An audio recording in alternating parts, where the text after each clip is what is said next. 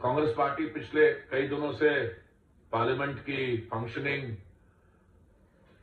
पे रुकावट डाल रही है, बट आज पार्लियामेंट के बाद जब हमारे कॉलीग और बीजेपी के काउंसिल ऑफ मिनिस्टर्स के मेंबर सरदार रवनीत सिंह बिट्टू जी वहां से गुजर रहे थे, जहां पे कांग्रेस पार्टी राहुल गांधी जी और उनके साथी प्रोटेस्ट कर रहे थे, तो वहां पे जब वो निकल रहे थे तो उन्होंने एक शब्द का इस्तेमाल किया। वो अंग्रेजी शब्द है, उसको आरपी जी ने हिंदी की उसकी ट्रांसलेशन बनाई गद्दार। और आरपी जी मैं माफी चाहता हूं, मुझे लगता है कि जो ट्रांसलेशन में ये पूरा जो नुआंस और सेंटिमेंट है और अर्थ है शब्द का, वो खो जाता है। अंग्रेजी में बोल रहे थे, उन्होंने शब्द इस्तेमाल किया ट्रेटर। ट्रेटर शब्द बाय एंड लार्ज ट्रांसलेशन उसकी गद्दार हो सकता है, बट नॉट फुली। ट्रेटर वो व्यक्ति होता है हु बिट्रेज हिज नेशन। ये शब्द इस्तेमाल किया जाता है जो हमारी स्पाइज होते हैं, कहते हैं ट्रेटर टू द नेशन, जिसने नेशन को सेल आउट किया या सीक्रेट्स दिए या और कुछ किया। तो ये शब्द लाइटली नहीं लेना चाहिए। और मैंने तो उसके ये घटना कोई शायद 11 बजे आसपास ही है ना, तो मैंने उसको थोड़ी देर बाद ही, मैं क्योंकि बिजी था पार्लियामेंट के काम में, मैंने सोशल मीडिया में पोस्ट डाली। नॉर्मली हमारी पोस्ट बहुत लोग डालते हैं, पर 1 घंटे के अंदर अंदर it crossed several thousand likes and views, 30-40,000। ये सिख कम्युनिटी के लिए बहुत सीरियस इशू है। सीरियस क्यों? क्योंकि ट्रेटर कौन होता है? ट्रेटर होता है जो अपने देश के साथ, आरपी जी का मैं शब्द इस्तेमाल करूं, गद्दारी करे। पर बिट्टू जी कौन है? He is not just a member of parliament elected from Ludhiana. He is not just a member of a Sikh family जिन्होंने देश सेवा किया है। इनके अपने ग्रैंडफादर सरदार बेअंत सिंह जी, जो पंजाब के मुख्यमंत्री थे, he fell to an assassin's bullet. तो ऐसे आदमी को या कम्युनिटी को, बाकी हमारी कम्युनिटी की जो सैक्रिफाइसेस हैं, मैं इमोशनल नहीं होना चाहता हूं, but we are celebrating the 350th martyrdom anniversary of Guru Tegh Bahadur ji, हमारे 9th Guru Sahab. Historic sacrifice, religious freedom और ह्यूमन डिग्निटी के उन्होंने जो किए, साहिबजादे, उनकी जो हमारी शहादत थी उसको लेके, उसके अलावा ये मैं इसलिए नहीं कह रहा क्योंकि हम 3 यहां पे साफा पहन के 3 भाई बैठे हैं, बट सिख रिलीजन की आप अगर फाउंडिंग देखें, Guru Nanak Maharaj sir, it is a message couched in humanity. Sikh religion के बारे विशेषता क्या है? साथ बैठ के लंगर, जमीन पे बैठ के सब लंगर सेवा, कीर्तन, group him singing, everyone is equal, gender equality. Our gurus are great conservationists. अभी आपने वो कंजर्वेशन की बात तो अभी शुरू की है, और ग्रीन एटसेट्रा, हमारे आप पढ़िए हमारा इतिहास। और उसके बाद 1984 में there was a desecration of the golden temple. किसने किया? अब मैं I don't need to place the facts before you. ये माइंडसेट जो है ना कि अच्छा, मैं मानता हूं कि Rahul ji, honourable leader of opposition, he is upset कि बिट्टू जी उनकी पार्टी में थे और उनकी पार्टी को छोड़ दें। बट ये कहना है कि अच्छा भाई, मैं समझ सकता हूं कि अगर आपको इस पर नाराजगी एक्सप्रेस करनी है तो कहिए, अरे my friend, my long lost friend, उसने ये भी बोला यू विल कम बैक। अरे एक तरह से उसको बोला है traitor, traitor you will come back. अरे मेरे भाई, अगर ट्रेटर है, तुम्हारे और भी कई दोस्त यार होंगे, मित्र होंगे जो ट्रेटर होंगे, but then why do you want him to come back if he is a traitor?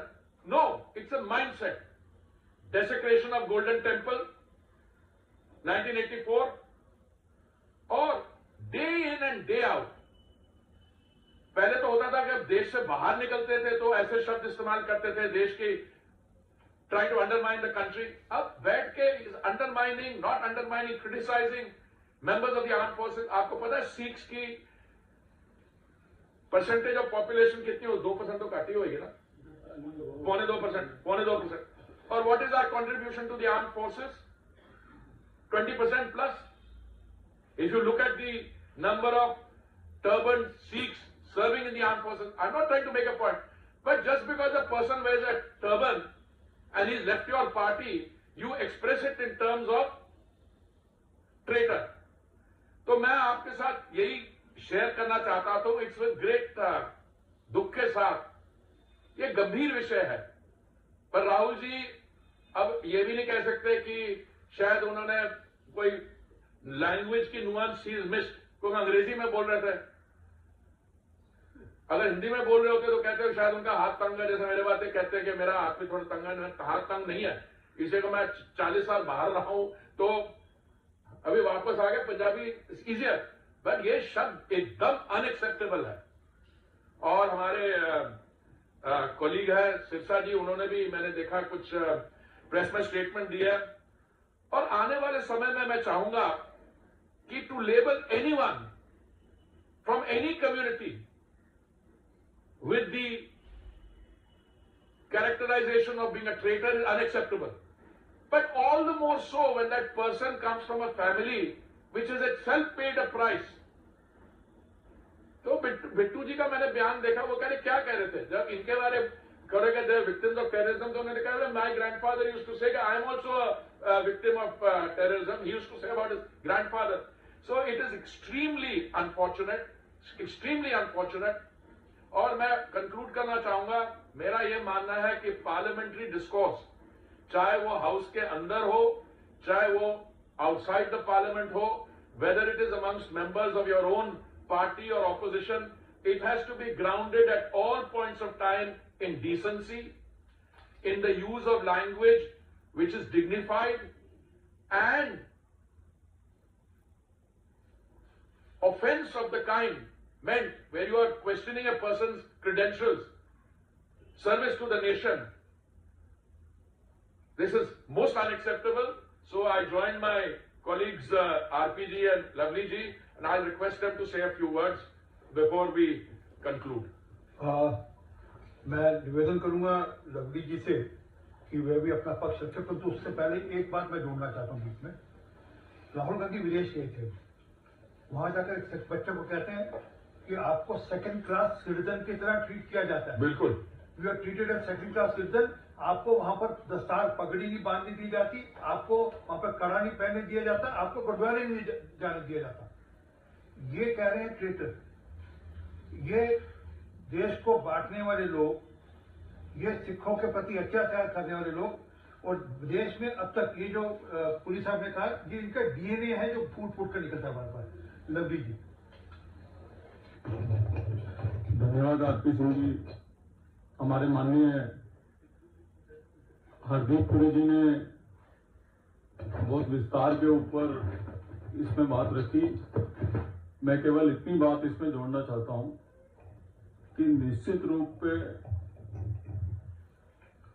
पूरी की पूरी सिख कम्युनिटी में, सिख कम्युनिटी के विचारों के साथ सहमत रहने वाले सभी कम्युनिटीज में राहुल गांधी के इस रिमार्क को लेके बहुत एंग्विश और बहुत गुस्सा जो है चारों तरफ पूरे देश भर में है। दुर्भाग्य की बात है, जैसा माननीय हरदीप पुरी जी ने कहा कि जिस व्यक्ति के दादा ने इस देश की एकता और अखंडता के लिए अपने प्राण न्यौछावर कर दिए हों, वो व्यक्ति आपको देशद्रोही दिख रहा है, और जो देश के टुकड़े टुकड़े करने की बात करता हो वो आपकी आंख का तारा है। तो किस सोच के साथ जो है लीडर ऑफ ऑपोजिशन इस देश में राजनीति कर रहे हैं? प्रॉब्लम यह है कि अभी भी राजशाही से नहीं निकल पा रहे।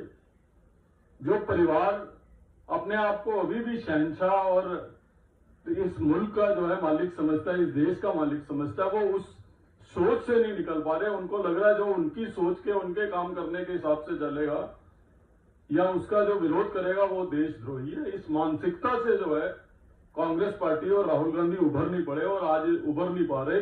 ये उसका जो है सबसे बड़ा एग्जाम्पल है। दुर्भाग्य पूर्ण है। और मैं मैं निश्चित तौर पे ये कहना चाहता हूं कि ये पहला मौका नहीं है, क्योंकि मुझसे बेहतर जो है कोई नहीं जानता उनके बारे में।